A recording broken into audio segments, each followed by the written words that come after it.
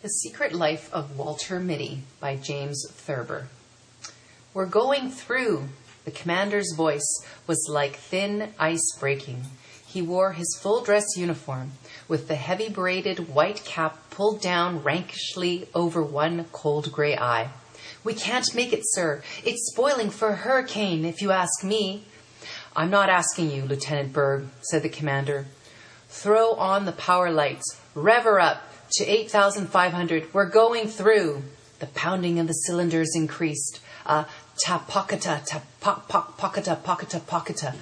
The commander stared at the ice forming on the pilot window. He walked over and twisted a row of complicated dials. "Switch on number 8 auxiliary," he shouted. "Switch on number 8 auxiliary," repeated Lieutenant Berg. "Full strength in number 3 turret," shouted the commander. "Full strength in number 3 turret." The crew, bending to their various tasks in the huge, hurtling 8-engine Navy hydroplane, looked at each other and grinned. "The old man will get us through," they said to one another. "The old man ain't afraid of hell." "Not so fast. You're driving too fast," said Mrs. Mitty. "What are you driving so fast for?" Said Walter Mitty. He looked at his wife in the seat beside him with shocked astonishment. She seemed grossingly unfamiliar, like a strange woman who had yelled at him in a crowd. "You were up to 55, she said. "You know I don't like to go more than 40. You were up to 55. Walter Mitty drove on towards Waterbury in silence, the roaring of the SN 202 through the worst storm in 20 years of Navy flying, fading in the remote, intimate airways of his mind. "You're tense again," said Mrs. Mitty. "It's one of your days. I wish you'd let Mr. Renshaw look you over." Walter Mitty stopped the car in front of the building where his wife went to have her hair done. "Remember to get those overshoes while I'm having my hair done," she said. "I don't need overshoes," said Mitty. She put her mirror back in her bag. "We've been all through that," she said, getting out of the car. "You're not a young man anymore." He raced the engine a little. "Why don't you wear your gloves? Have you lost your gloves?" Walter Mitty reached in a pocket and brought out the gloves. He put them on, but after she had turned and gone into the building, and he had driven on to the red light, he took them off again. "Pick it up, brother," snapped a cop as the light changed, and Mitty hastily pulled on his gloves and lurched ahead. He drove around the streets aimlessly for a time, and then he drove past the hospital on his way to the parking lot. "It's the billionaire banker, Willington Macmillan," said one of the pretty nurses. "Yes," said Walter Mitty, removing his gloves slowly. "Who has this case?" "Dr. Renshaw and Dr. Bedboe. But there are 2 specialists here, Dr. Remington from New York and Mr. Pritchard Mitford from London." He flew over. A door opened down a long, cool corridor, and Dr. Renshaw came out. He looked distraught and haggard. "Hello, Mitty," he said. "We're having the devil's own time with Macmillan, the millionaire banker, and close personal friend of Roosevelt. Obstrosis of the ductal tract, tertiary. Wish you'd take a look at him." "Glad to," said Mitty. In the operating room, there were whispered instructions. Dr. Remington, Dr. Mitty, Mr. Pritchard Mitford, Dr. Mitty. "I've read your book on streptothyrococcus," said Pritchard Mitford, shaking hands. "A brilliant performance, sir." "Thank you," said Walter Mitty. "Didn't you know you were in the States, Mitty?" grumbled Remington. "Coles to Newcastle, bringing Mitford and me here for a tertiary." "You are very kind," said Mitty. A huge complicated machine, connected to the operating table with many tubes and wires, began at this moment to go pocketa, pocketa, pocketa. "The new anesthetizer is giving away," shouted an intern. "There is no one in the East who knows how to fix it." "Quiet, man," said Mitty in a low, cool voice. He sprang to the machine, which was going pocketa, pocketa, queet, pocketa, queet. He began fingering delicately a row of glistening dials. "Give me a fountain pen," he snapped. Someone handed him a fountain pen. He pulled a faulty piston out of the machine and inserted the pen in its place. "That will hold for 10 minutes," he said. "Get on with the operation." The nurse hurried on and whispered to Renshaw, and Mitty saw the man turn pale. Coreopsis has set in, said Renshaw nervously. If you would take over, Mitty. Mitty looked at him and at the craven figure of Benbow, who drank, and at the grave, uncertain faces of the two great specialists. If you wish, he said. They slipped a white gown on him. He adjusted a mask and drew on thin gloves. Nurses handed him shining. Back it up, Mac. Look out for the Buick. Walter Mitty jammed on the brakes. Wrong lane, Mac, said the parking lot attendant, looking at Mitty closely. Gee, yeah, muttered Mitty. He began cautiously to back out of the lane marked exit only. Leave her sit there, said the attendant. I'll put her away. Mitty got out of the car. Hey, better leave the key. Oh, said Mitty, handing the man the ignition key. The attendant vaulted into the car, backed it up with insolent skill, and put it where it belonged. They're so damn cocky, thought Walter Mitty, walking along the main street. They think they know everything. Once he had tried to take his chains off outside New Milford, and he'd got them wound round the axles. A man had to come out in a wrecking car and unwind them, a young, grinning garage man. Since then, Mrs. Mitty always made him drive to the garage to have the chains taken off. The next time, he thought, I'll wear my right arm in a sling. They won't grin at me then. I'll have my right arm in a sling, and they'll see I couldn't possibly take the chains off myself. He kicked out the slush on the sidewalk. Overshoes, he said to himself, and he began looking for a shoe store. When he came out into the street again, with the overshoes in a box under his arm, Walter Mitty began to wonder what the other thing was his wife had told him to get. She had told him twice, before they set out from the house for Waterbury. In a way, he hated these weekly trips to town. He was always getting something wrong. Kleenex, he thought. Squibs, razor blades, no, toothpaste, toothbrush, bicarbonate, carborundum, initiative, and referendum? He gave it up, but she would remember it. Where's the what's-its name, she would ask. Don't tell me you forgot the what's-its name. A newsboy went by shouting something about the Waterbury trial. Perhaps this will refresh your memory. The district attorney suddenly thrust a heavy automatic at the quiet figure on the witness stand. Have you seen this before? Walter Mitty took the gun and examined it expertly. This is my Weebly Vickers 5080, he said calmly. An excited buzz ran round the courtroom. The judge rapped for order. You are a crack shot with any sort of firearms, I believe, said the district attorney insinuatingly. Objection, shouted Mitty's attorney. We have shown that the defendant could not have fired the shot. We have shown that he wore a right arm in a sling on the night of the 14th of July. Walter Mitty raised his hand briefly, and the bickering attorneys were stilled. With any known make of gun, he said evenly, I could have killed Gregory Fitzhurst at 300 feet with my left hand. Pandemonium broke loose in the courtroom. A woman's scream rose above the bedlam, and suddenly a lovely dark-haired girl was in Walter Mitty's arms. The district attorney struck at her savagely. Without rising from his chair, Mitty let the man have it on the point of the chin. You miserable cur. Puppy biscuit, said Walter Mitty. He stopped walking, and the buildings of Waterbury rose up out of the misty courtroom and surrounded him again. A woman who was passing laughed. He said puppy biscuit, she said to her companion. That man said puppy biscuit to himself. Walter Mitty hurried on. He went into an A&P, not the first one he came to, but a smaller one further up the street. I want some biscuit for small young dogs, he said to the clerk. Any special brand, sir? The greatest pistol shot in the world thought a moment. It says puppies bark for it on the box, said Walter Mitty. His wife would be through at the hairdresser's in 15 minutes, Mitty saw in looking at his watch, unless they had trouble drying it. Sometimes they had trouble drying it. She didn't like to get to the hotel first. She would want him to be there waiting for her as usual.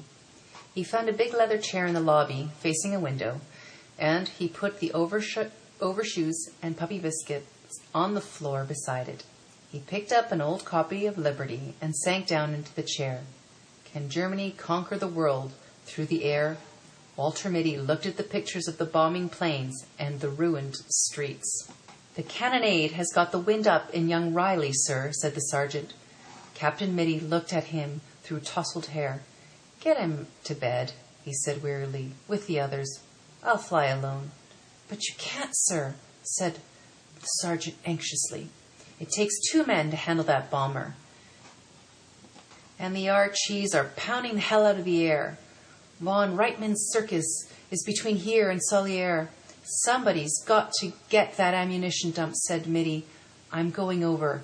Spot of brandy? He poured a drink for the sergeant and one for himself. War thundered and whined around the dugout and battered at the door. There was a rendering of wood and splinters flew through the room. A bit of a near thing, said Captain Mitty carelessly. The box barrage is closing in, said the sergeant. We only live once, Sergeant, said Mitty with his faint, fleeting smile. Or do we? He poured another brandy and tossed it off. I've never seen a man could hold his brandy like you, sir, said the sergeant. Begging your pardon, sir. Captain Mitty stood up and strapped on his huge Weebly Vickers automatic. It's 40 kilometers through hell, sir, said the sergeant. Mitty finished one last brandy. After all, he said softly. What isn't? The pounding of the cannon increased. There was the rat-a-tat-tatting of machine guns, and from somewhere came the menacing pocketa, pocketa, pocketa of the new flamethrowers. Walter Mitty walked to the door of the dugout, humming Après de Mont Blanc. He turned and waved at the sergeant. Cheerio, he said. Something struck his shoulder. I've been looking all over this hotel for you, said Mrs. Mitty. Why do you have to hide in this old chair? How do you expect me to find you? Things close in, said Mitty vaguely. What? Mrs. Mitty said. Did you take that, what's-its-name, the puppy biscuit? What's in the box? Overshoes, said Mitty. Couldn't you have put them on in the store? I was thinking, said Walter Mitty. Does it ever occur to you that I am sometimes thinking? She looked at him. I'm going to take your temperature when I get you home, she said. They went out through the revolving doors that made a faintly derisive whistling sound when you pushed them. It was 2 blocks to the parking lot. At the drugstore on the corner, she said, Wait here for me. I forgot something. I won't be a minute. She was more than a minute. Walter Mitty lighted a cigarette. It began to rain. Rain with sleet in it. He stood against the wall of the drugstore, smoking. He put his shoulders back and his heels together. To hell with the handkerchiefs, said Walter Mitty scornfully. He took one last drag on his cigarette and snapped it away. Then, with that faint, fleeting smile playing about his lips, he faced the firing squad, erect and motionless, proud and disdainful. Walter Mitty, the undefeated, inscrutable to the last.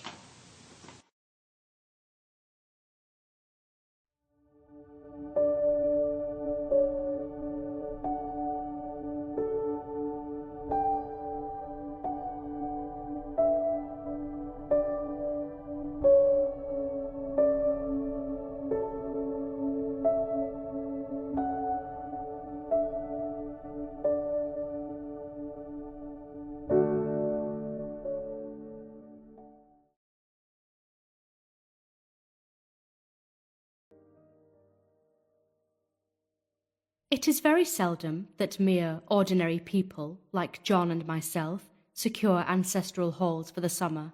A colonial mansion, a hereditary estate, I would say a haunted house, and reach the height of romantic felicity, but that would be asking too much of fate. Still, I will proudly declare that there is something queer about it.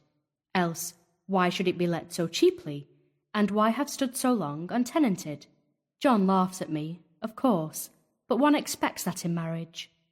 John is practical in the extreme. He has no patience with faith, an intense horror of superstition, and he scoffs openly at any talk of things not to be felt and seen and put down in figures. John is a physician, and perhaps, I would not say it to a living soul, of course, but this is dead paper and a great relief to my mind. Perhaps that is one reason I do not get well faster. You see, he does not believe I am sick. And what can one do? If a physician of high standing, and one's own husband, assures friends and relatives that there is really nothing the matter with one but temporary nervous depression, a slight hysterical tendency, what is one to do? My brother is also a physician, and also of high standing, and he says the same thing. So I take phosphates, or phosphites, whichever it is, and tonics, and journeys, and air, and exercise, and am absolutely forbidden to work until I am well again. Personally, I disagree with their ideas. Personally, I believe that congenial work, with excitement and change, would do me good. But what is one to do? I did write for a while, in spite of them, but it does exhaust me a good deal, having to be so sly about it, or else meet with heavy opposition. I sometimes fancy that in my condition, if I had less opposition, and more society and stimulus, but John says the very worst thing I can do is to think about my condition, and I confess it always makes me feel bad. So I will let it alone and talk about the house. The most beautiful place. It is quite alone, standing well back from the road, quite 3 miles from the village. It makes me think of English places that you read about, for there are hedges and walls and gates that lock, and lots of separate little houses for the gardeners and people. There is a delicious garden. I never saw such a garden, large and shady, full of box-bordered paths, and lined with long grape-covered arbours with seats under them. There were greenhouses too, but they are all broken now. There was some legal trouble, I believe, something about the heirs and co-heirs. Anyhow, the place has been empty for years. That spoils my ghostliness, I am afraid, but I don't care. There is something strange about the house. I can feel it. I even said so to John one moonlight evening, but he said what I felt was a draught, and shut the window. I get unreasonably angry with John sometimes. I'm sure I never used to be so sensitive. I think it is due to this nervous condition. But John says if I feel so, I shall neglect proper self-control, so I take pains to control myself, before him at least, and that makes me very tired. I don't like our room a bit. I wanted one downstairs that opened on the piazza and had roses all over the window and such pretty old-fashioned chintz hangings, but John would not hear of it. He said there was only one window and not room for 2 beds, and no near room for him if he took another. He is very careful and loving, and hardly lets me stir without special direction. I have a scheduled prescription for each hour in the day. He takes all care from me, and so I feel basely ungrateful not to value it more. He said we came here solely on my account, that I was to have perfect rest and all the air I could get. Your exercise depends on your strength, my dear, said he, and your food somewhat on your appetite, but air you can absorb all the time. So we took the nursery at the top of the house. It is a big, airy room, the whole floor nearly, with windows that look all ways, and air and sunshine galore. It was nursery first, and then playroom and gymnasium, I should judge, for the windows are barred for little children, and there are rings and things in the walls. The paint and paper look as if a boys' school had used it. It is stripped off, the paper, in great patches all around the head of my bed, about as far as I can reach, and in a great place on the other side of the room low down. I never saw a worse paper in my life. One of those sprawling flamboyant patterns committing every artistic sin. It is dull enough to confuse the eye in following, pronounced enough to constantly irritate and provoke study, and when you follow the lame, uncertain curves for a little distance, they suddenly commit suicide, plunge off at outrageous angles, destroy themselves in unheard-of contradictions. The colour is repellent, almost revolting, a smouldering, unclean yellow, strangely faded by the slow-turning sunlight. It is a dull yet lurid orange in some places, a sickly sulphur tint in others. No wonder the children hated it. I should hate it myself if I had to live in this room long. There comes John, and I must put this away. He hates to have me write a word. We have been here 2 weeks, and I haven't felt like writing before since that first day. I am sitting by the window now, up in this atrocious nursery, and there is nothing to hinder my writing as much as I please, save lack of strength. John is away all day, and even some nights when his cases are serious. I'm glad my case is not serious, but these nervous troubles are dreadfully depressing. John does not know how much I really suffer. He knows there is no reason to suffer, and that satisfies him. Of course, it is only nervousness. It does weigh on me so not to do my duty in any way. I meant to be such a help to John, such a real rest and comfort, and here I am, a comparative burden already. Nobody would believe what an effort it is to do what little I am able, to dress, and entertain, and order things. It is fortunate Mary is so good with the baby. Such a dear baby. And yet I cannot be with him. It makes me so nervous. I suppose John never was nervous in his life. He laughs at me so about this wallpaper.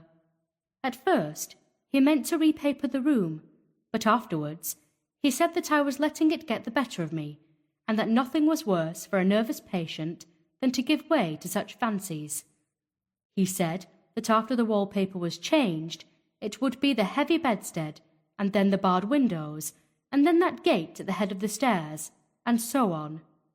You know the place is doing you good, he said, and really, dear, I don't care to renovate the house just for a 3 months' rental.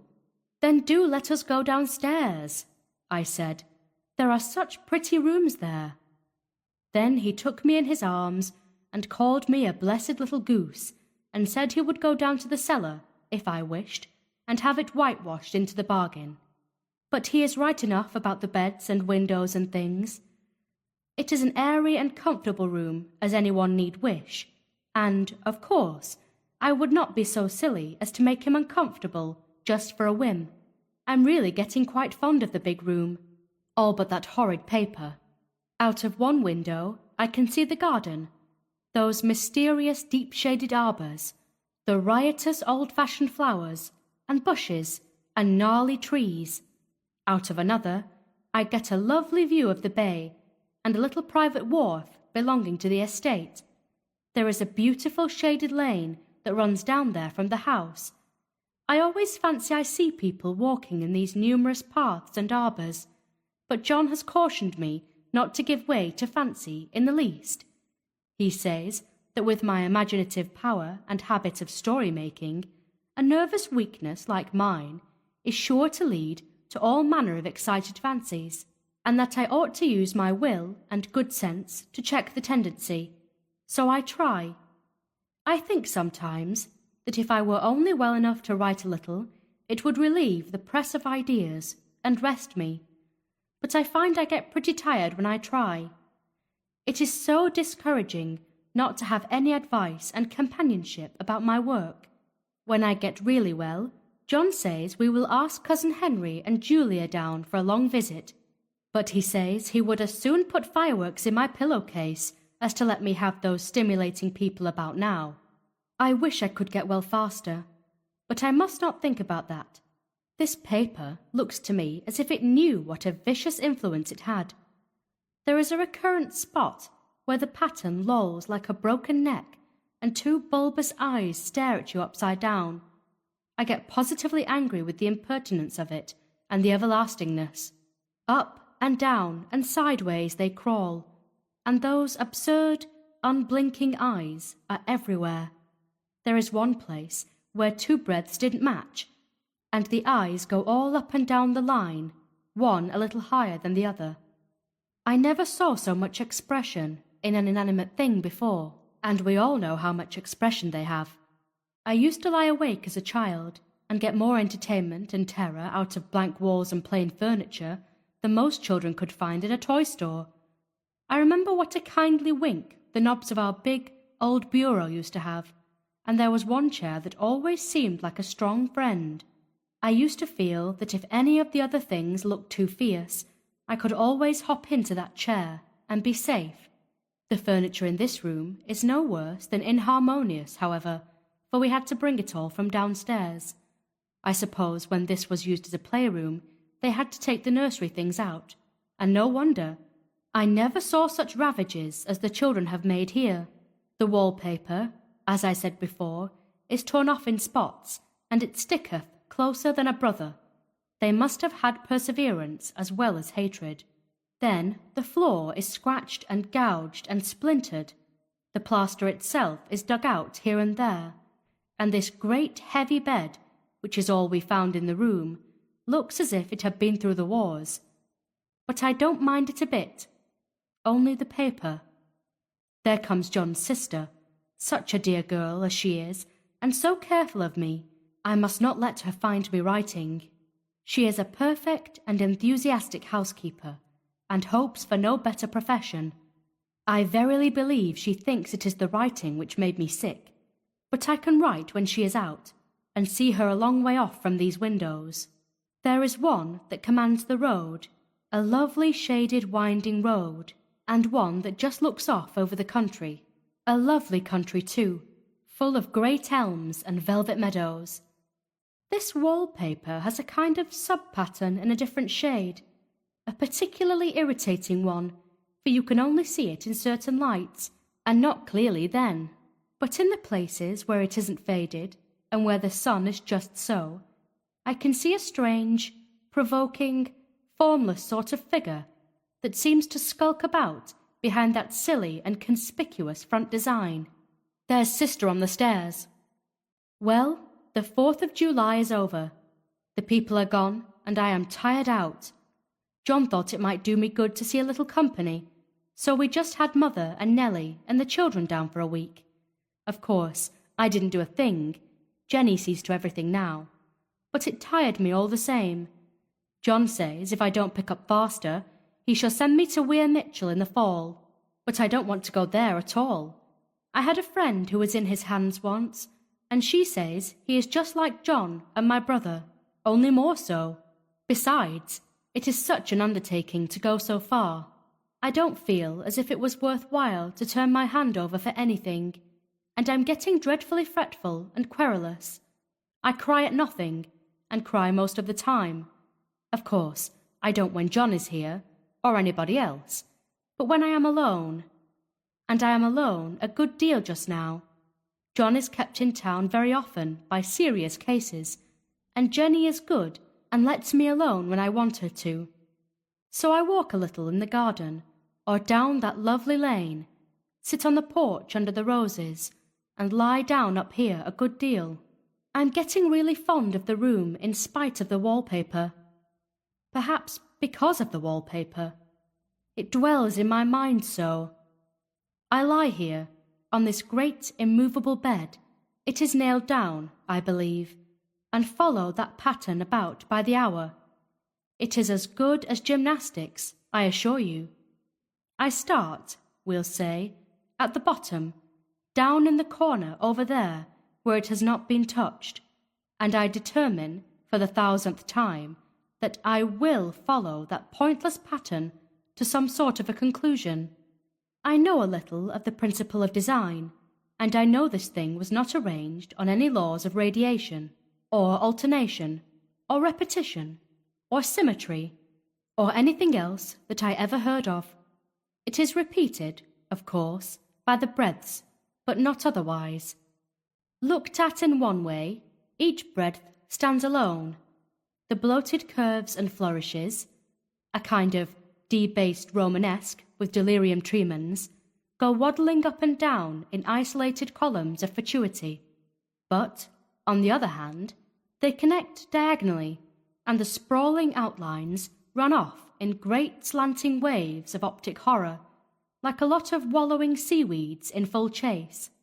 The whole thing goes horizontally too, at least it seems so, and I exhaust myself in trying to distinguish the order of its going in that direction.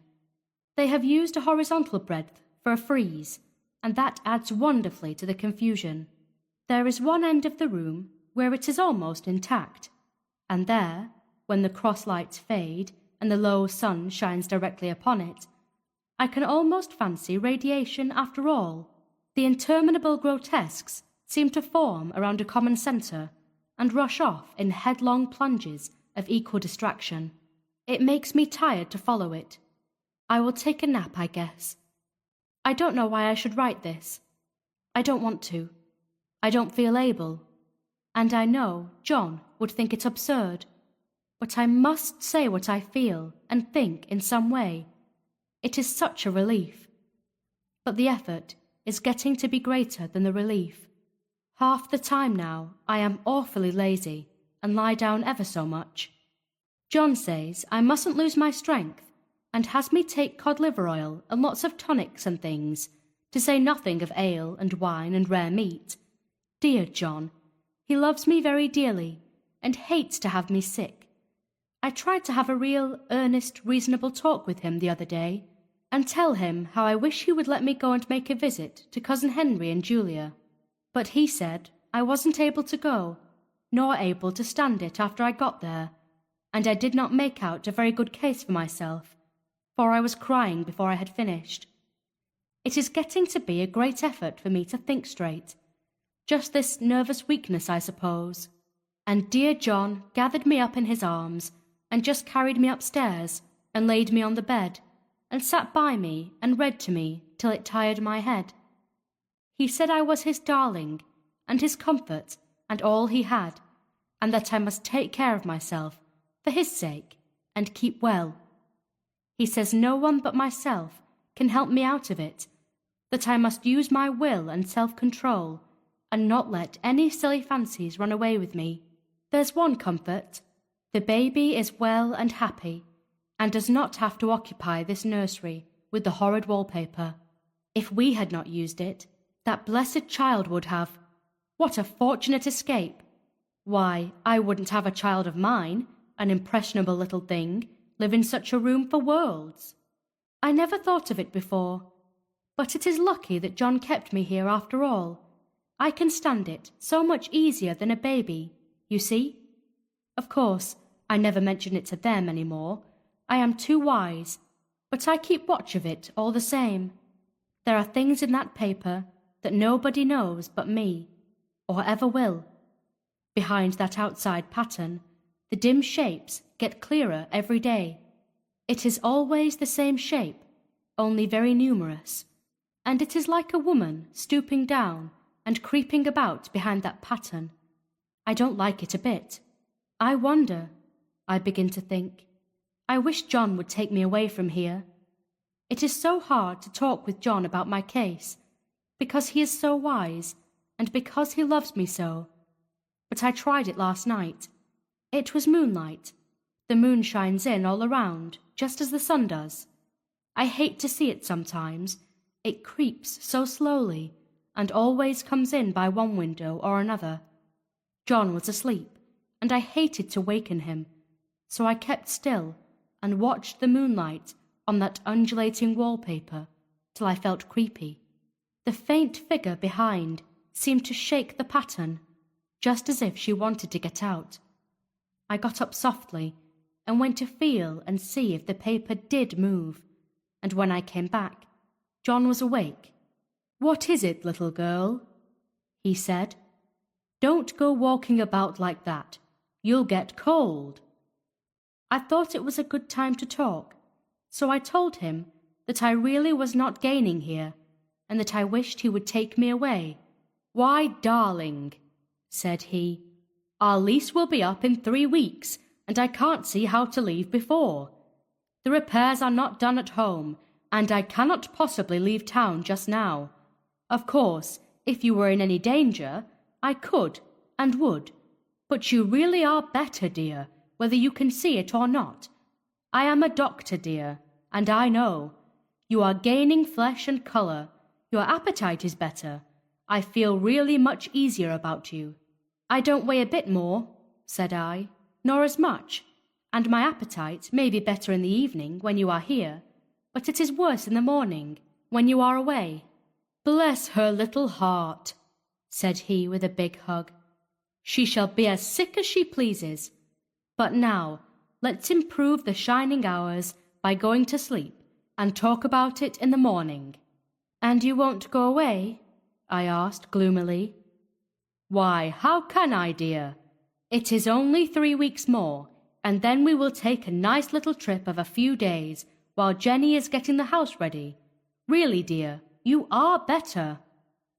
"Better in body, perhaps," I began, and stopped short, for he sat up straight and looked at me with such a stern, reproachful look that I could not say another word. "My darling," said he, "I beg of you, for my sake and for our child's sake, as well as for your own, that you will never for one instant let that idea enter your mind. There is nothing so dangerous, so fascinating, to a temperament like yours. It is a false and foolish fancy. Can you not trust me as a physician when I tell you so?" So, of course, I said no more on that score, and we went to sleep before long. He thought I was asleep first, but I wasn't, and lay there for hours trying to decide whether that front pattern and the back pattern really did move together or separately. On a pattern like this, by daylight, there is a lack of sequence, a defiance of law, that is a constant irritant to a normal mind. The colour is hideous enough, and unreliable enough, and infuriating enough, but the pattern is torturing. You think you have mastered it, but just as you get well under way in following, it turns a back somersault, and there you are. It slaps you in the face, knocks you down, and tramples upon you. It is like a bad dream. The outside pattern is a florid arabesque, reminding one of a fungus. If you can imagine a toadstool in joints, an interminable string of toadstools, budding and sprouting in endless convolutions, why, that is something like it. That is, sometimes. There is one marked peculiarity about this paper, a thing nobody seems to notice but myself, and that is that it changes as the light changes. When the sun shoots in through the east window, I always watch for that first long straight ray. It changes so quickly that I never can quite believe it. That is why I watch it always. By moonlight, the moon shines in all night when there is a moon, I wouldn't know it was the same paper. At night, in any kind of light, in twilight, candlelight, lamplight, and worst of all, by moonlight, it becomes bars. The outside pattern, I mean, and the woman behind it, is as plain as can be. I didn't realize for a long time what the thing was that showed behind that dim sub-pattern, but now I am quite sure it is a woman. By daylight, she is subdued, quiet. I fancy it is the pattern that keeps her so still. It is so puzzling. It keeps me quiet by the hour. I lie down ever so much now. John says it is good for me, and to sleep all I can. Indeed, he started the habit by making me lie down for an hour after each meal. It is a very bad habit, I am convinced, for you see, I don't sleep, and that cultivates deceit, for I don't tell them I'm awake. Oh no. The fact is, I am getting a little afraid of John. He seems very queer sometimes, and even Jenny has an inexplicable look. It strikes me occasionally, just as a scientific hypothesis, that perhaps it is the paper. I have watched John when he did not know I was looking, and come into the room suddenly on the most innocent excuses, and I've caught him several times looking at the paper. And Jenny too. I caught Jenny with her hand on it once.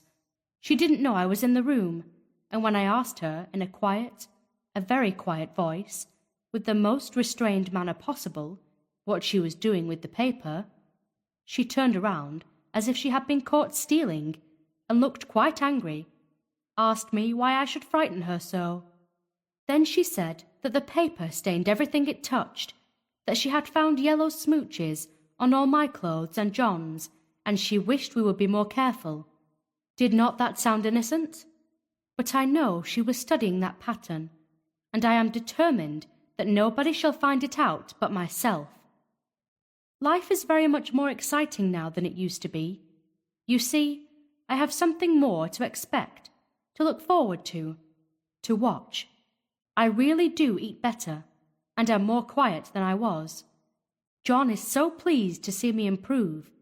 He laughed a little the other day, and said I seemed to be flourishing in spite of my wallpaper. I turned it off with a laugh. I had no intention of telling him it was because of the wallpaper. He would make fun of me. He might even want to take me away. I don't want to leave now until I have found it out. There is a week more, and I think that will be enough. I'm feeling ever so much better.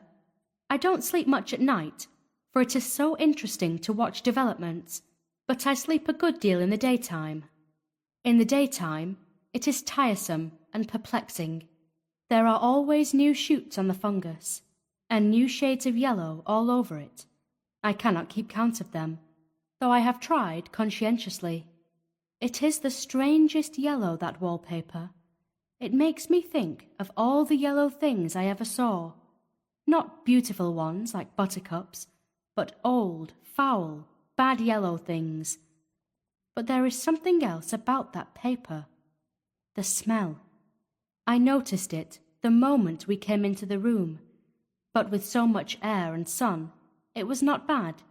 Now we have had a week of fog and rain, and whether the windows are open or not, the smell is here. It creeps all over the house. I find it hovering in the dining room, skulking in the parlour, hiding in the hall, lying in wait for me on the stairs. It gets into my hair. Even when I go to ride, if I turn my head suddenly and surprise it, there is that smell.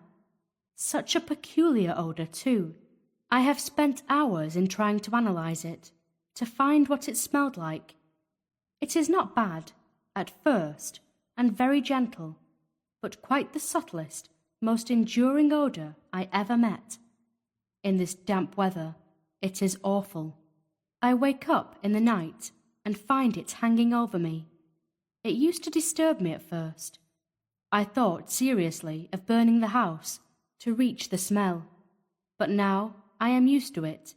The only thing I can think of that it is like is the colour of the paper, a yellow smell.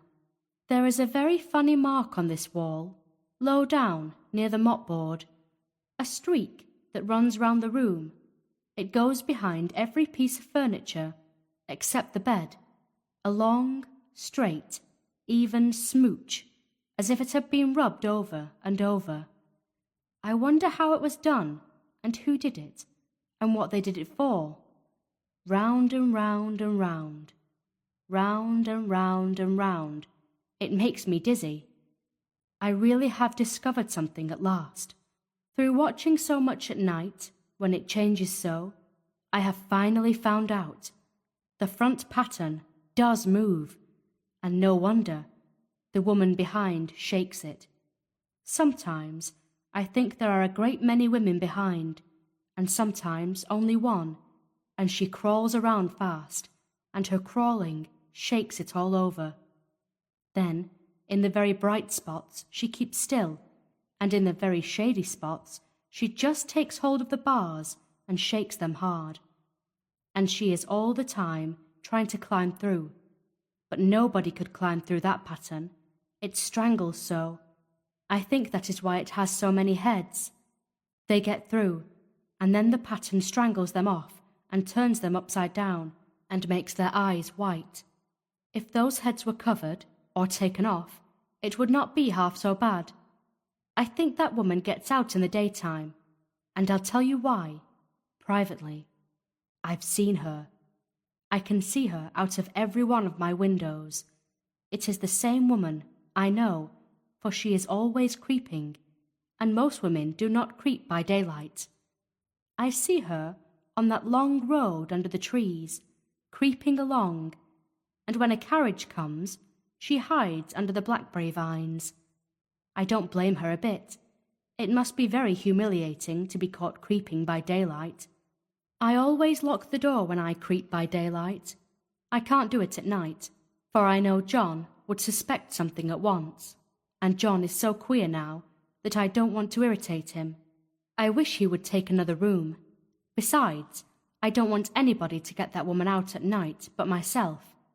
I often wonder if I could see her out of all the windows at once, but, turn as fast as I can only see out of one at one time, and though I always see her, she may be able to creep faster than I can turn. I have watched her sometimes away off in the open country, creeping as fast as a cloud shadow in a high wind. If only that top pattern could be gotten off from the under one. I mean to try it, little by little. I have found out another funny thing, but I shan't tell it this time. It does not do to trust people too much. There are only 2 more days to get this paper off, and I believe John is beginning to notice. I don't like the look in his eyes, and I heard him ask Jenny a lot of professional questions about me. She had a very good report to give. She said I slept a good deal in the daytime. John knows I don't sleep very well at night, for all I'm so quiet. He asked me all sorts of questions too, and pretended to be very loving and kind, as if I couldn't see through him. Still, I don't wonder he acts so, sleeping under this paper for 3 months. It only interests me, but I feel sure John and Jenny are secretly affected by it. Hurrah! This is the last day, but it is enough. John is to stay in town overnight, and won't be out until this evening. Jenny wanted to sleep with me, the sly thing, but I told her I should undoubtedly rest better for a night all alone. That was clever, for really I wasn't alone a bit.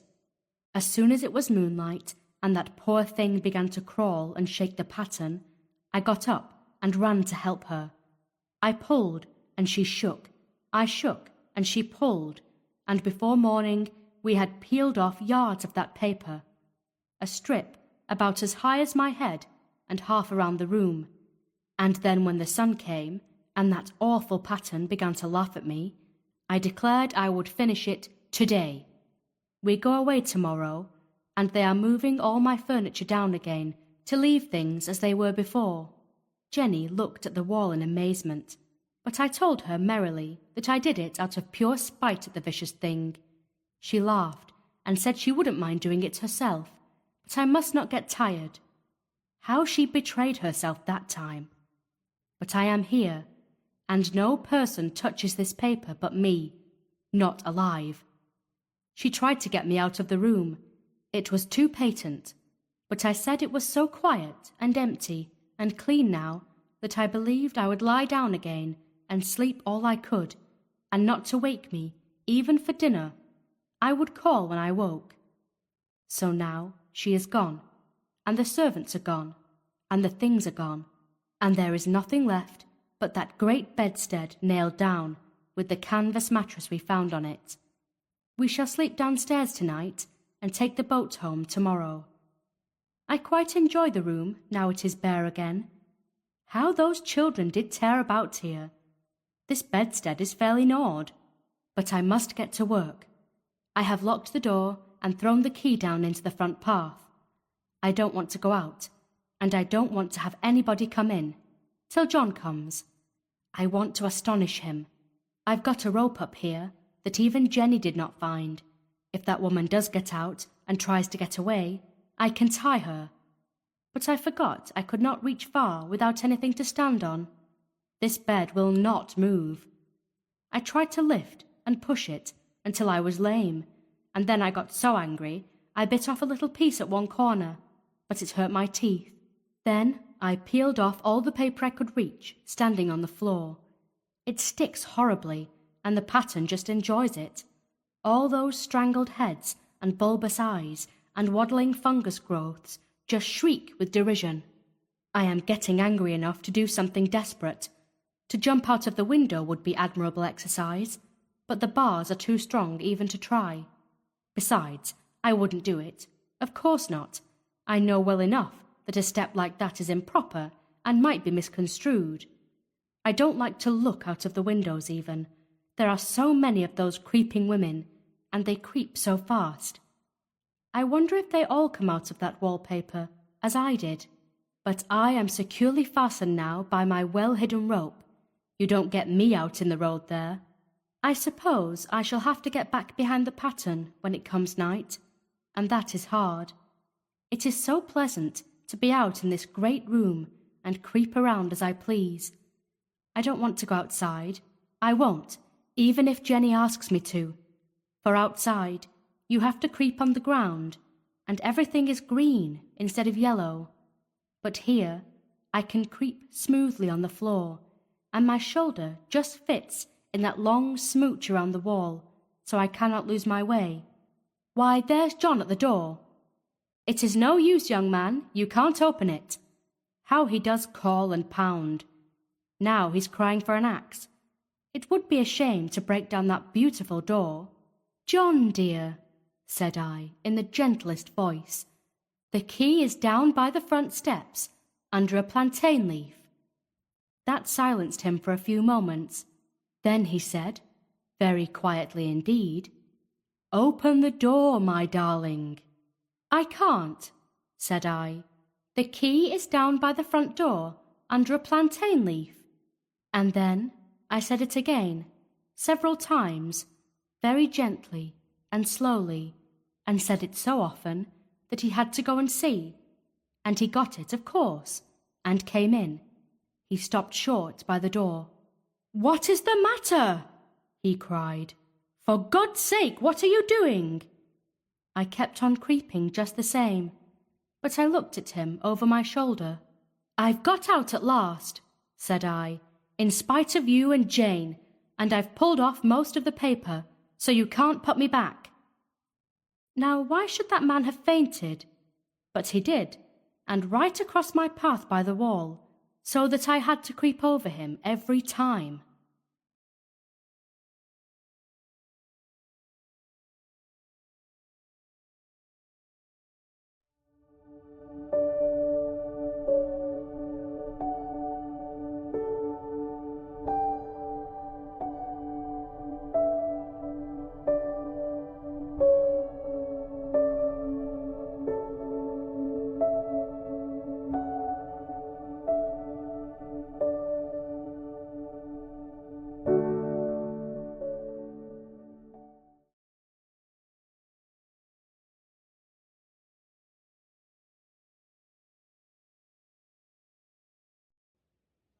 The Cask of Amontillado by Edgar Allan Poe, performed by Rod Harrison and Quinn Armstrong.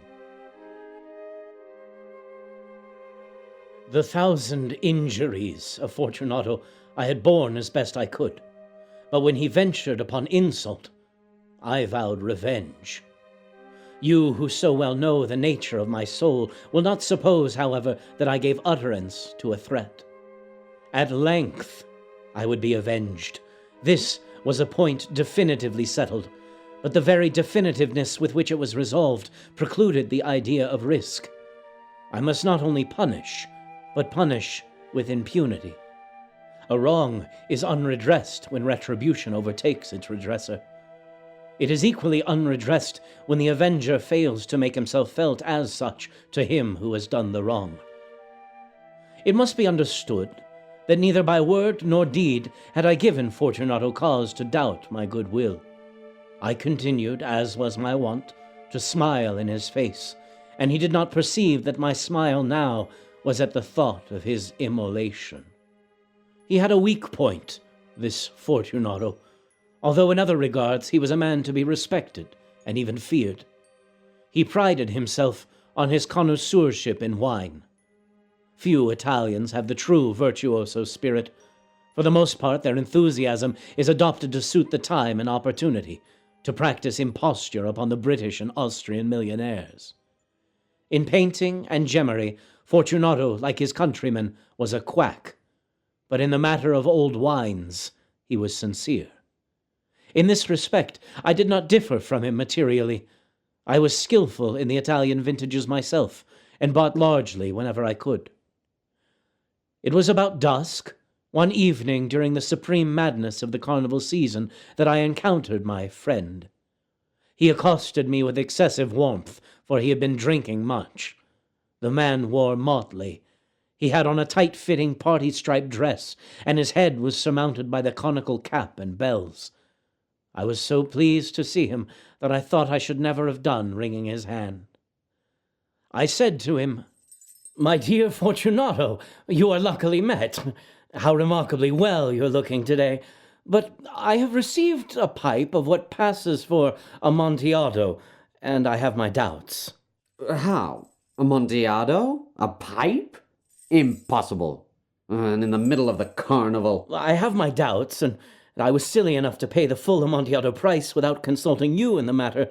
You were not to be found, and I was fearful of losing a bargain. Amontillado. I have my doubts. Amontillado. And I must satisfy them. Amontillado. As you are engaged, I am on my way to Lucchesi. If anyone has a critical turn, it is he. He will tell me. Lucchesi cannot tell Amontillado from sherry. And yet some fools will have it that his taste is a match for your own. Come, let us go. Whither? To your vaults. My friend, no, I will not impose upon your good nature. I perceive you have an engagement. I have no engagement. Come. My friend, no, it is not the engagement, but the severe cold with which I perceive you are afflicted. The vaults are insufferably damp. They're encrusted with niter. Let us go, nevertheless. The cold is merely nothing. Amontillado. You have been imposed upon. And as for Lucchesi, he cannot distinguish sherry from Amontillado. Thus speaking, Fortunato possessed himself of my arm. Putting on a mask of black silk and drawing a roquelaure closely about my person, I suffered him to hurry me to my palazzo. There were no attendants at home. They had absconded to make merry in honor of the time. I had told them that I should not return until the morning, and had given them explicit orders not to stir from the house. These orders were sufficient, I well knew, to ensure their immediate disappearance, one and all, as soon as my back was turned. I took from their sconces 2 flambeaux, and giving one to Fortunato, bowed him through several suites of rooms to the archway that led into the vaults. I passed down a long and winding staircase, requesting him to be cautious as he followed. We came, at length, to the foot of the descent, and stood together on the damp ground of the catacombs of the Montresors. The gait of my friend was unsteady, and the bells upon his cap jingled as he strode. The pipe. It is further on, but observe the white webwork which gleams from these cavern walls. Niter? Niter. How long have you had that cough? It is nothing. Come, we will go back. Your health is precious. You are rich, respected, admired, beloved. You are happy, as I once was. You are a man to be missed. For me, it's no matter. We will go back. You will be ill, and I cannot be responsible. Besides, there is Lucchesi. Enough! The cough is a mere nothing. It will not kill me. I shall not die of a cough. True. And indeed, I had no intention of alarming you unnecessarily, but you should use all proper caution. A draught of this Médoc will defend us from the damps. Here I knocked off the neck of a bottle which I drew from a long row of its fellows that lay upon the mould. "Drink," I said, presenting him the wine. He raised it to his lips with a leer. He paused and nodded to me familiarly, while his bells jingled. I drink to the buried that repose around us. And I to your long life. These vaults are extensive. The Montresors were a great and numerous family. I forget your arms. A huge human foot d'or in a field azure. The foot crushes a serpent rampant whose fangs are embedded in the heel. And the motto? Nemo me impune lacessit. Good. The wine sparkled in his eyes and the bells jingled. My own fancy grew warm with the Médoc. We had passed through walls of piled bones, with casks and puncheons intermingling into the inmost recesses of the catacombs. I paused again, and this time I made bold to seize Fortunato by an arm above the elbow. The niter, see, it increases. It hangs like moss upon the vaults. We're below the river's bed. The drops of moisture trickle among the bones. Come, we will go back ere it's too late. Your cough. Oh, it is nothing. Let us go on. But first, another draught of the Medoc. I broke and reached him a flagon of de Grave. He emptied it at a breath. His eyes flashed with a fierce light. He laughed and threw the bottle upwards with a gesticulation I did not understand. I looked at him in surprise. He repeated the movement, a grotesque one. You do not comprehend? Not I. Then you are not of the Brotherhood. How? You are not of the Masons. Oh, yes, yes. You? Impossible. A Mason? A Mason.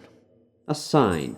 I answered, producing a trowel from beneath the folds of my roquelaure. It is this. You jest.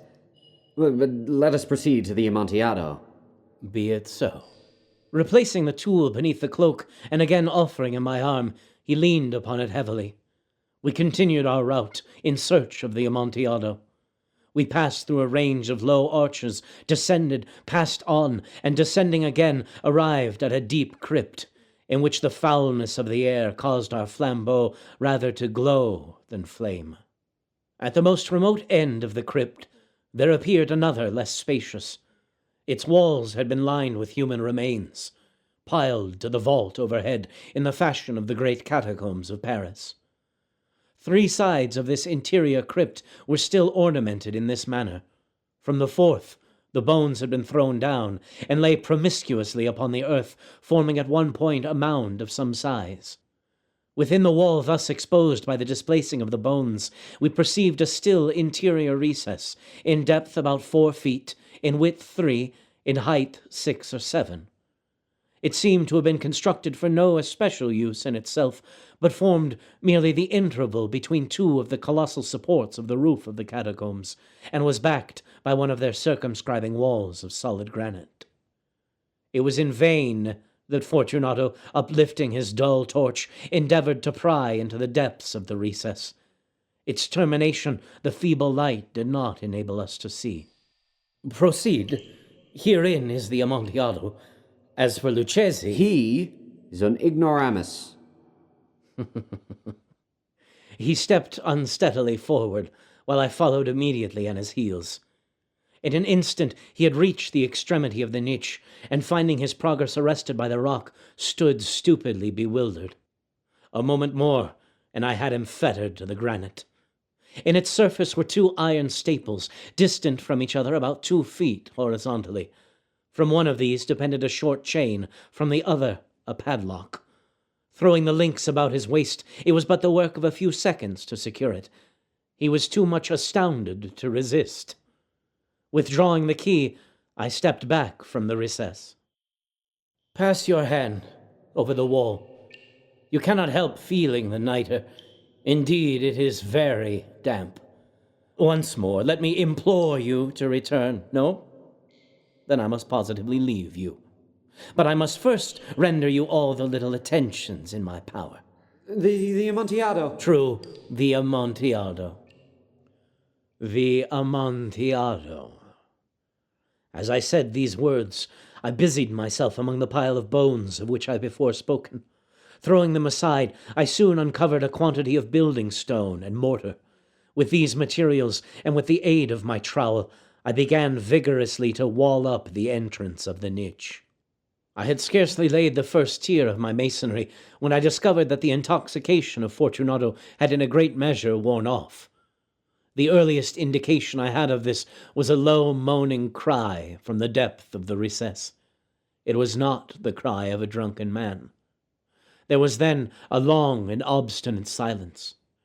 I laid the 2nd tier, and the 3rd, and the 4th, and then I heard the furious vibrations of the chain. The noise lasted for several minutes, during which, that I might hearken to it with the more satisfaction, I ceased my labors and sat down upon the bones. When at last the clanking subsided, I resumed the trowel, and finished without interruption the 5th, the 6th, and the 7th tier. The wall was now nearly upon a level with my breast. I again paused, and holding the flambeau over the mason-work, threw a few feeble rays upon the figure within. A succession of loud and shrill screams, bursting suddenly from the throat of the chained form, seemed to thrust me violently back. For a brief moment, I hesitated. I trembled. Unsheathing my rapier, I began to grope with it about the recess, but the thought of an instant reassured me. I placed my hand upon the solid fabric of the catacombs and felt satisfied. I reapproached the wall. I replied to the yells of him who clamored. I re-echoed. I aided. I surpassed them in volume and in strength. I did this, and the clamorer grew still. It was now midnight, and my task was drawing to a close. I had completed the 8th, the 9th, and the 10th tier. I had finished a portion of the last and the 11th. There remained but a single stone to be fitted and plastered in. I struggled with its weight. I placed it partially in its destined position, but now there came from out the niche a low laugh that erected the hairs upon my head. It was succeeded by a sad voice, which I had difficulty in recognizing as that of the noble Fortunato. The voice said, Very good joke indeed. An excellent jest. We will have many a rich laugh about it at the palazzo. Over our wine.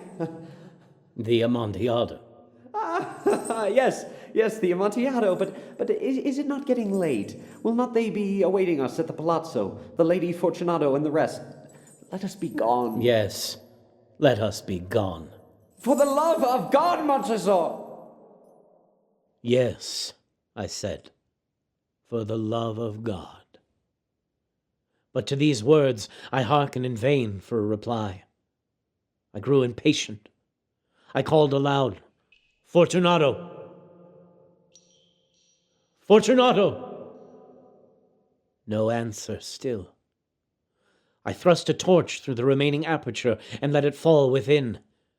There came forth in return only a jingling of the bells. My heart grew sick, on account of the dampness of the catacombs. I hastened to make an end of my labor. I forced the last stone in its position, and I plastered it up. Against the new masonry, I re-erected the old rampart of bones. For the half of a century, no mortal has disturbed them. In pace requiescat.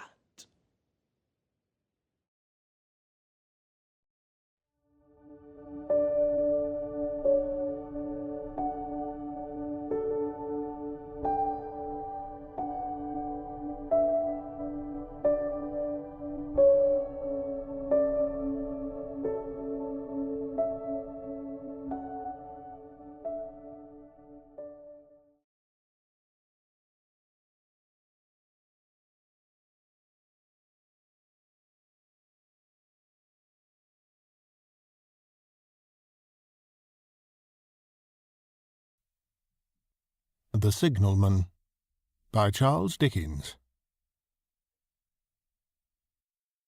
Hello! Below there! When he heard a voice thus calling to him, he was standing at the door of his box, with a flag in his hand, furled round its short pole. One would have thought, considering the nature of the ground, that he could not have doubted from what quarter the voice came. But instead of looking up to where I stood on the top of the steep cutting nearly over his head, he turned himself about and looked down the line.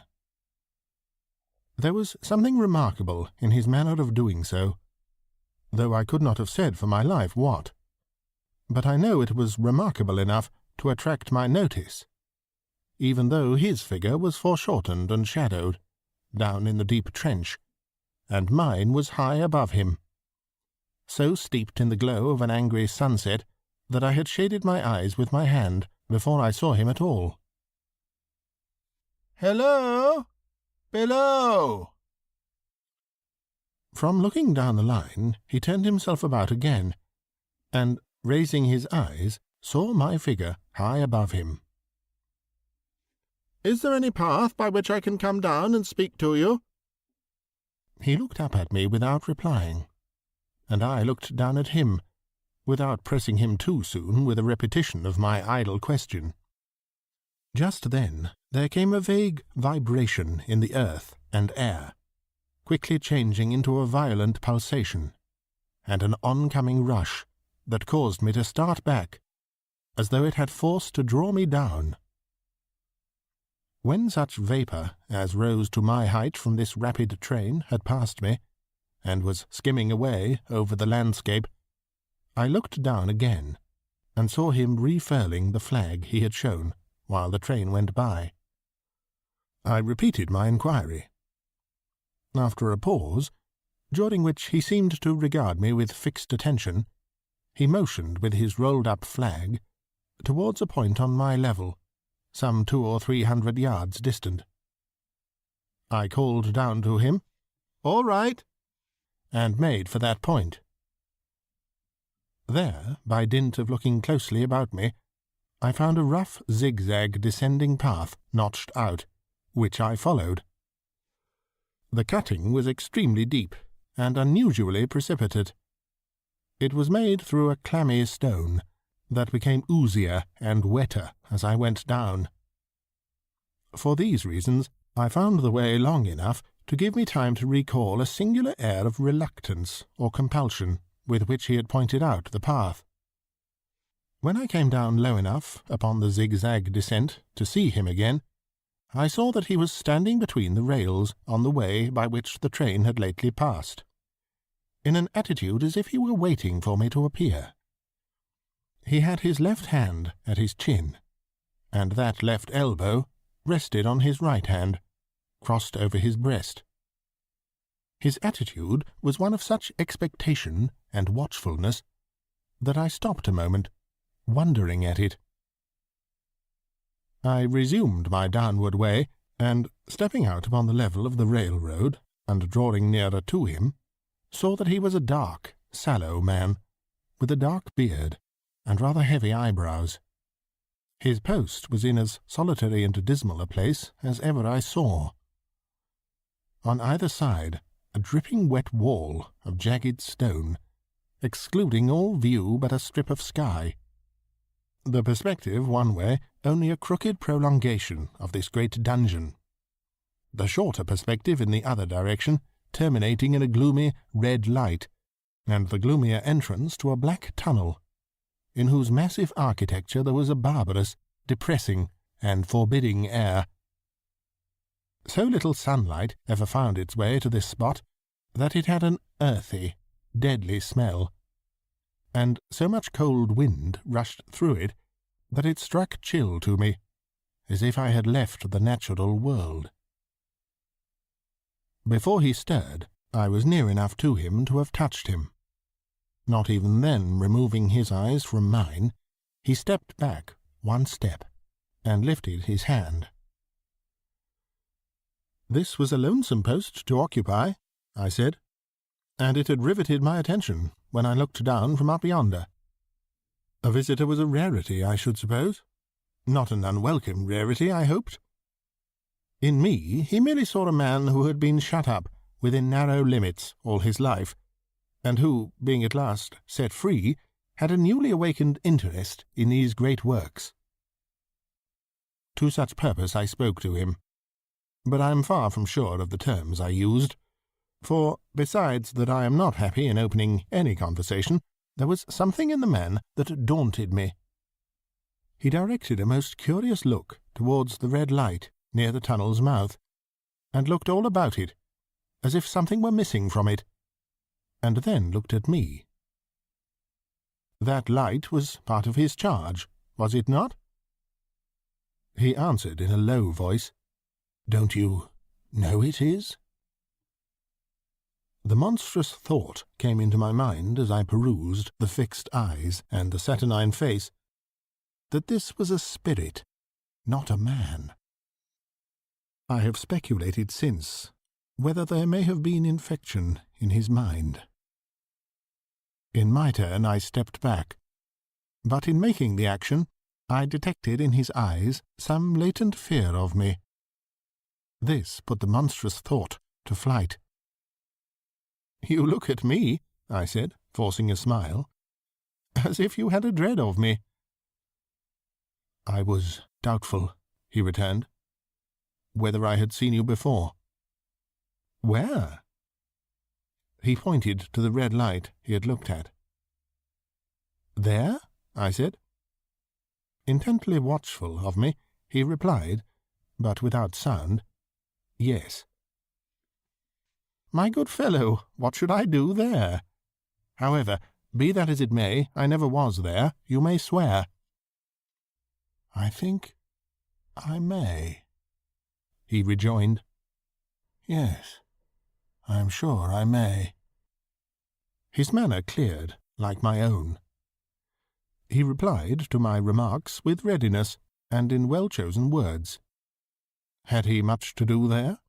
Yes, that was to say, he had enough responsibility to bear, but exactness and watchfulness were what was required of him, and of actual work, manual labour, he had next to none. To change that signal, to trim those lights, and to turn this iron handle now and then, was all he had to do under that head. Regarding these many long and lonely hours, of which I seemed to make so much, he could only say that the routine of his life had shaped itself into that form, and he had grown used to it. He had taught himself a language down here, if only to know it by sight, and to have formed his own crude ideas of its pronunciation could be called learning it. He had also worked at fractions and decimals, and tried a little algebra, but he was, and had been as a boy, a poor hand at figures.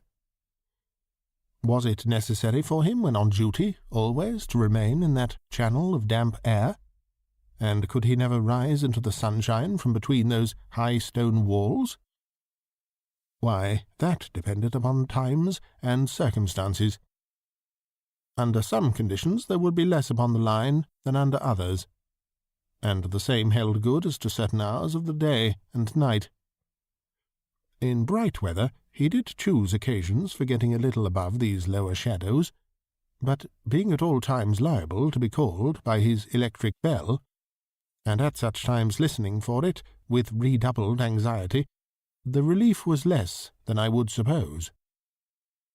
He took me into his box, where there was a fire, a desk for an official book in which he had to make certain entries, a telegraphic instrument with its dial, face, and needles, and the little bell of which he had spoken.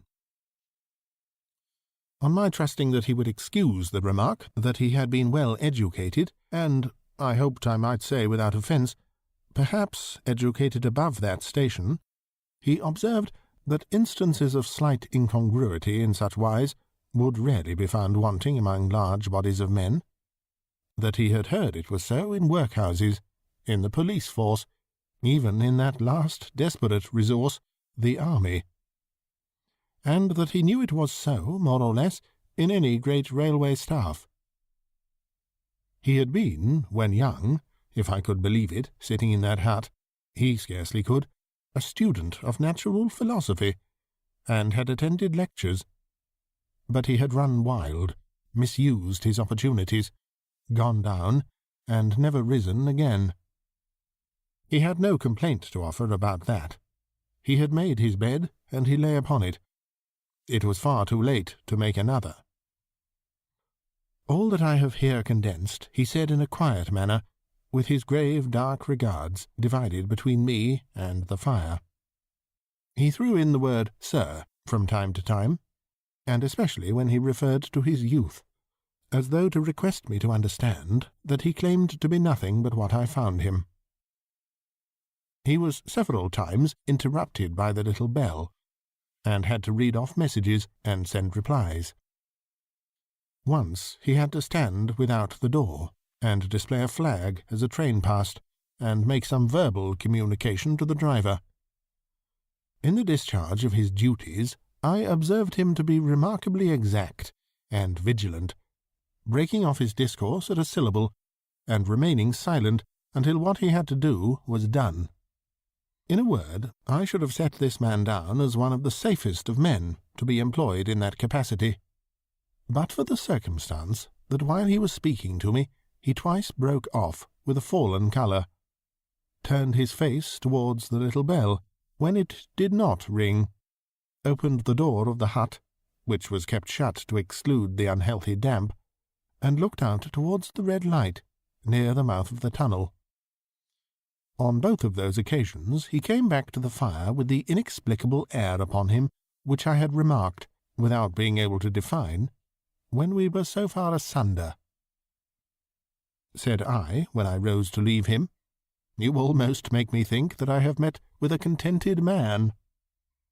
I am afraid I must acknowledge that I said it to lead him on. "I believe I used to be so," he rejoined, in the low voice in which he had first spoken. "But I am troubled, sir, I am troubled." He would have recalled the words if he could. He had said them, however, and I took them up quickly. "With what? What is your trouble?" "It is very difficult to impart, sir. It is very, very difficult to speak of. If ever you make me another visit, I will try to tell you." "But I expressly intend to make you another visit. Say, when shall it be?" "I go off early in the morning, and I shall be on again at 10 tomorrow night, sir." "I will come at 11. He thanked me, and went out at the door with me. "I'll show my white light, sir," he said, in his peculiar low voice, "till you have found the way up. When you have found it, don't call out. And when you are at the top, don't call out." His manner seemed to make the place strike colder to me, but I said no more than, "Very well."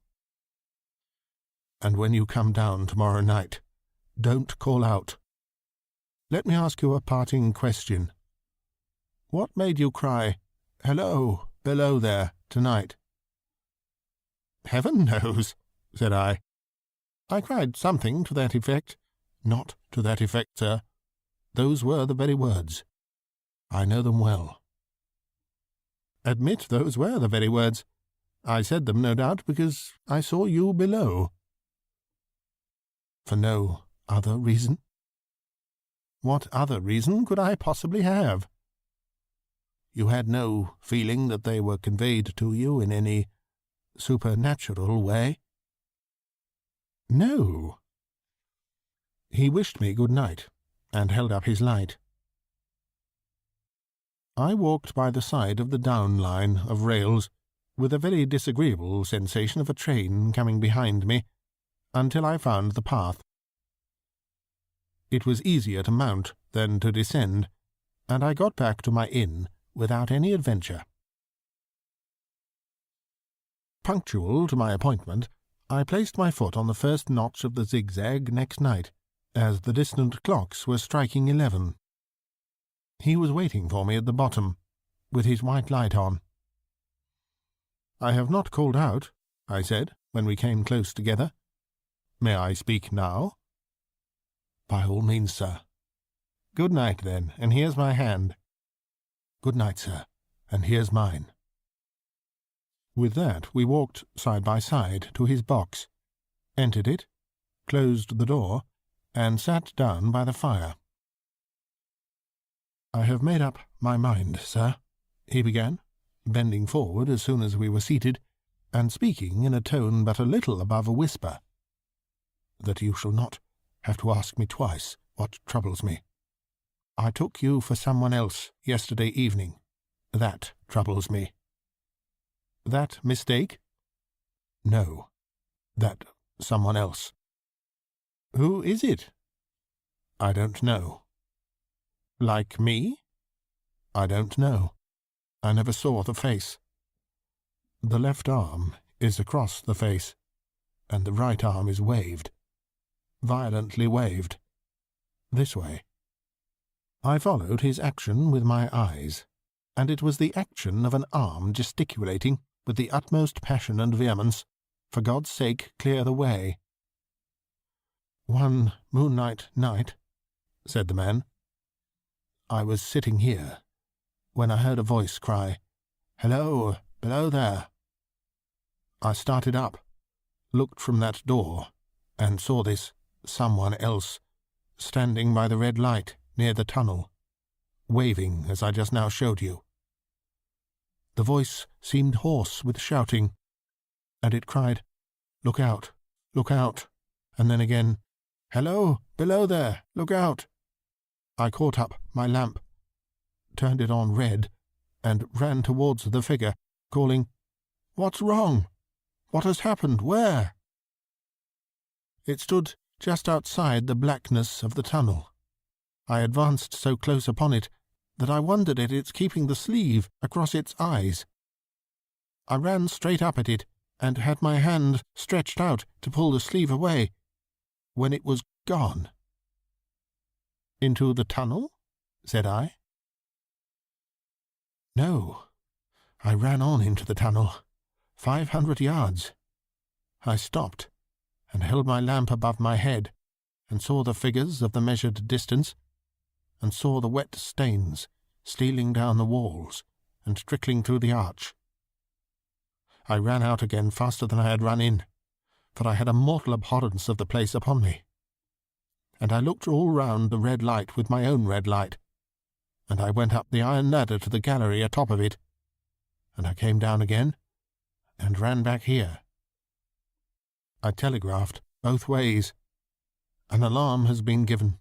Is anything wrong? The answer came back, both ways. All well.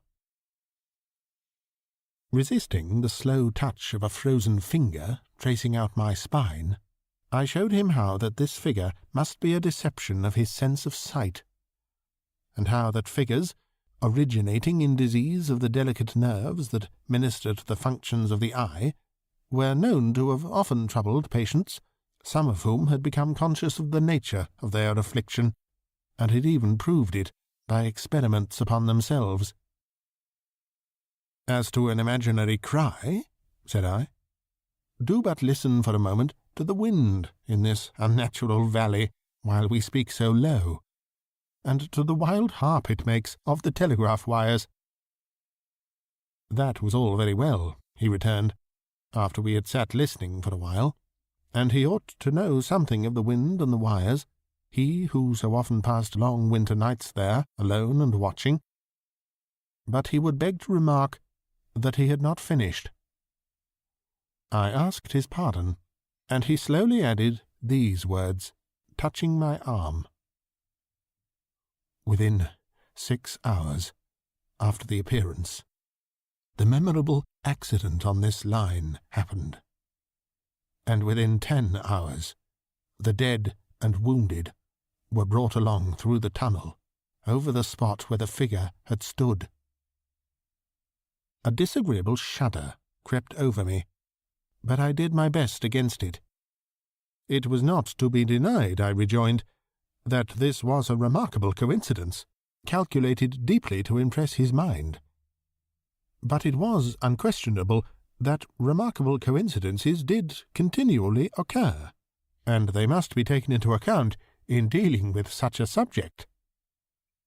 Though, to be sure, I must admit, I added, for I thought I saw that he was going to bring the objection to bear upon me, men of common sense did not allow much for coincidences in making the ordinary calculations of life. He again begged to remark that he had not finished. I again begged his pardon for being betrayed into interruptions. "This," he said again, laying his hand upon my arm, and glancing over his shoulder with hollowed eyes, "was just a year ago. 6 or 7 months passed, and I had recovered from the surprise and shock, when one morning, as the day was breaking, I, standing by the door, looked towards the red light, and saw the spectre again." He stopped, with a fixed look at me. "Did it cry out?" "No, it was silent." "Did it wave its arm?"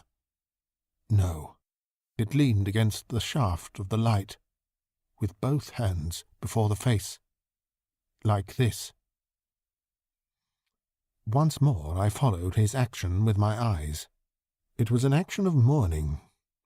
I have seen such an attitude in stone figures on tombs.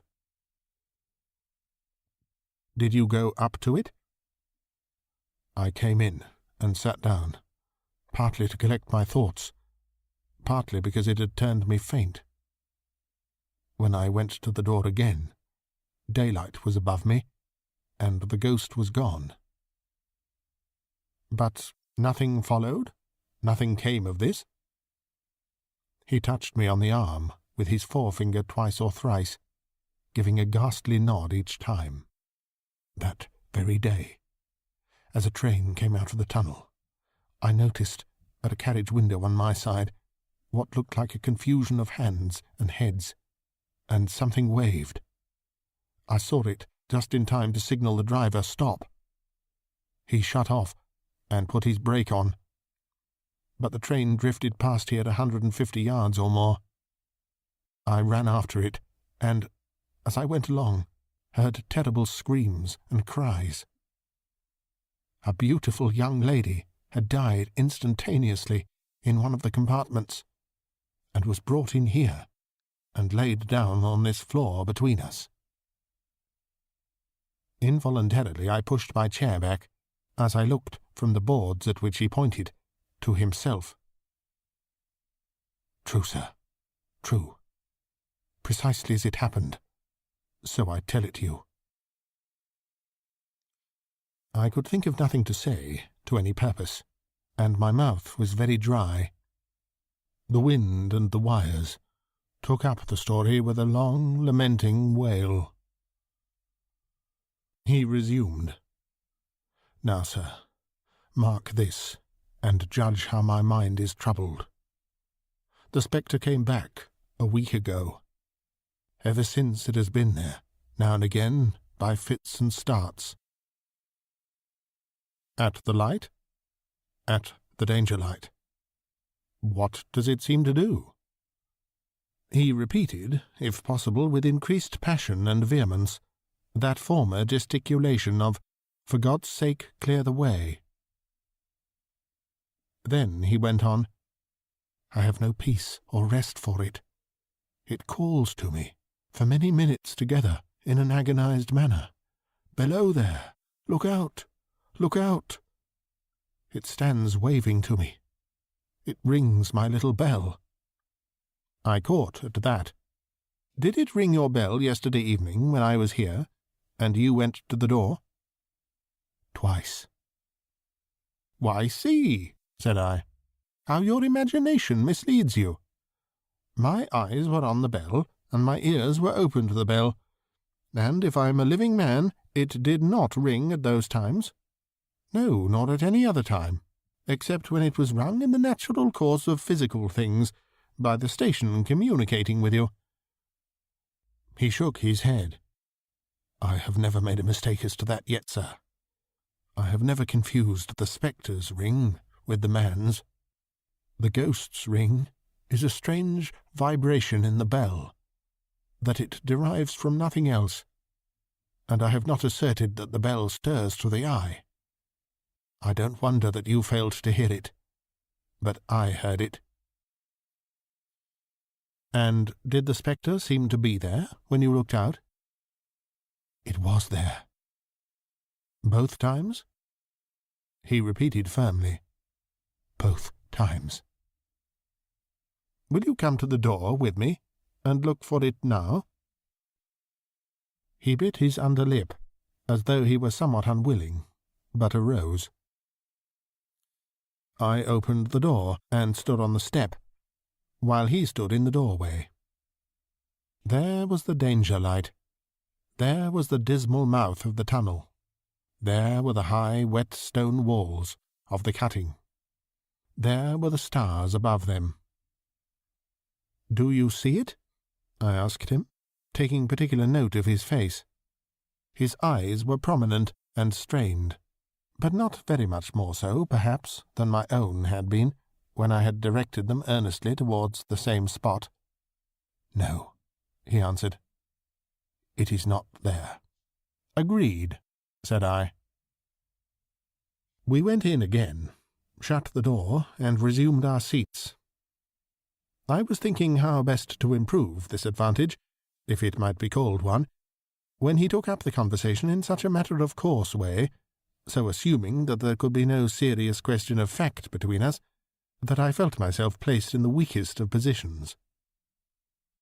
"By this time you will fully understand, sir," he said, "that what troubles me so dreadfully is the question, what does the spectre mean?" I was not sure, I told him, that I did fully understand. "What is its warning against?" he said, ruminating, with his eyes on the fire, and only by times turning them on me. "What is the danger? Where is the danger? There is danger overhanging somewhere on the line. Some dreadful calamity will happen. It is not to be doubted this third time, after what has gone before.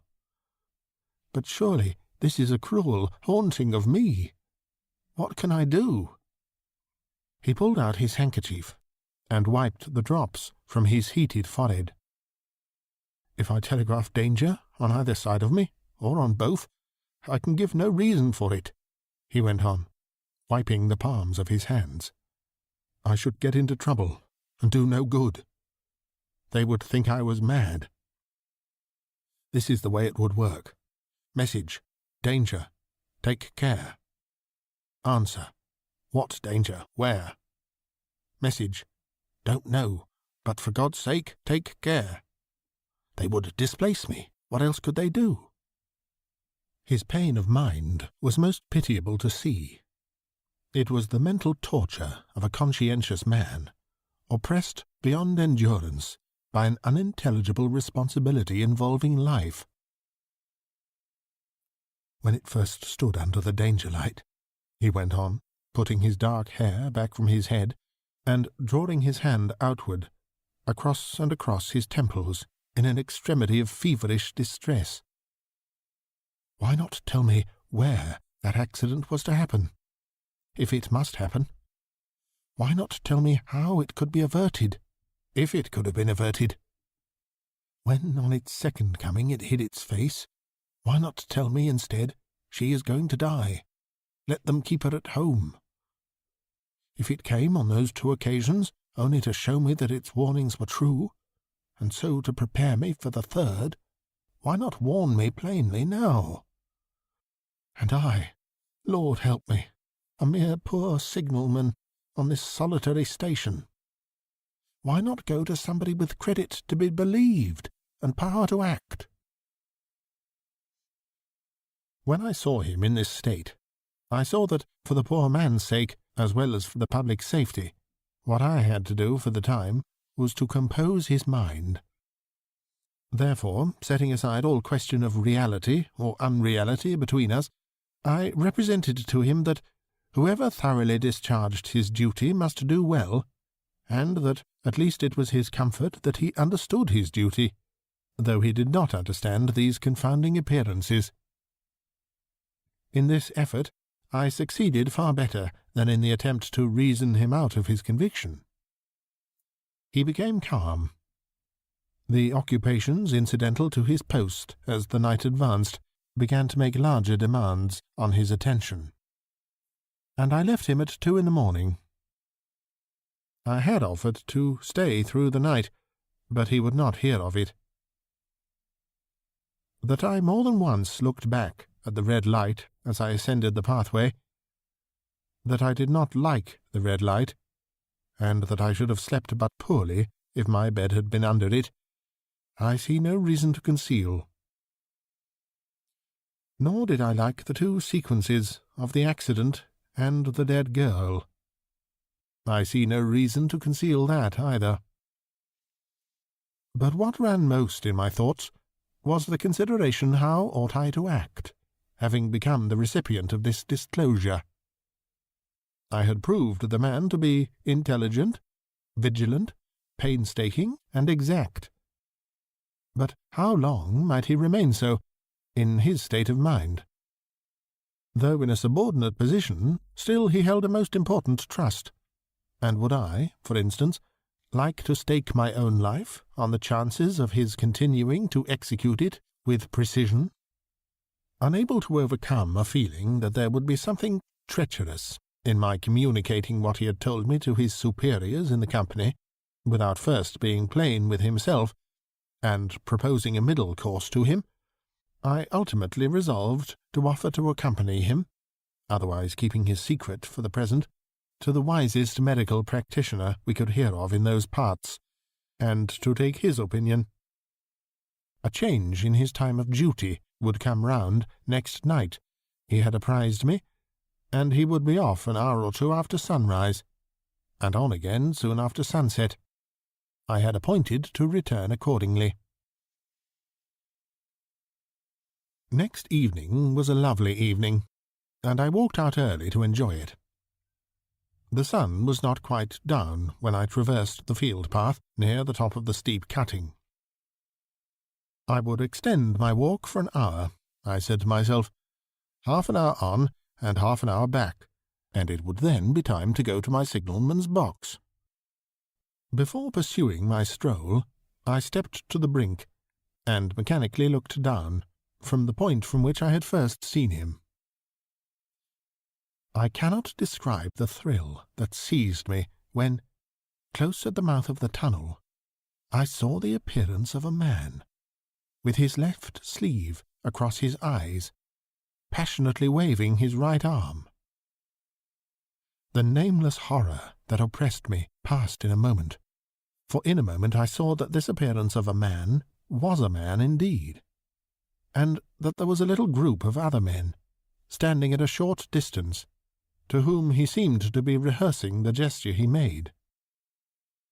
The danger light was not yet lighted. Against its shaft, a little low hut, entirely new to me, had been made of some wooden supports and tarpaulin. It looked no bigger than a bed. With an irresistible sense that something was wrong, with a flashing, self-reproachful fear that fatal mischief had come of my leaving the man there, and causing no one to be sent to overlook or correct what he did, I descended the notched path with all the speed I could make. "What is the matter?" I asked the men. "Signalman killed this morning, sir." "Not the man belonging to that box?" "Yes, sir." "Not the man I know?" "You will recognize him, sir, if you knew him," said the man who spoke for the others, solemnly uncovering his own head and raising an end of the tarpaulin. "For his face is quite composed." "Oh, how did this happen? How did this happen?" I asked, turning from one to another, as the hut closed in again. "He was cut down by an engine, sir. No man in England knew his work better. But somehow he was not clear of the outer rail. It was just at broad day. He had struck the light and had the lamp in his hand. As the engine came out of the tunnel, his back was towards her, and she cut him down. That man drove her, and was showing how it happened. Show the gentleman, Tom." The man, who wore a rough, dark dress, stepped back to his former place at the mouth of the tunnel. "Coming round the curve in the tunnel, sir," he said. "I saw him at the end, like as if I saw him down a perspective glass. There was no time to check speed, and I knew him to be very careful. As he didn't seem to take heed of the whistle, I shut it off when we were running down upon him, and called to him as loud as I could call." "What did you say?" "I said, 'Below there! Look out! Look out! For God's sake, clear the way!'" I started. "Oh, it was a dreadful time, sir. I never left off calling to him. I put this arm before my eyes, not to see, and I waved this arm to the last. But it was no use." Without prolonging the narrative, to dwell on any one of its curious circumstances more than on any other, I may, in closing it, point out the coincidence that the warning of the engine-driver included not only the words which the unfortunate signalman had repeated to me as haunting him, but also the words which I myself, not he, had attached, and that only in my own mind, to the gesticulation he had imitated.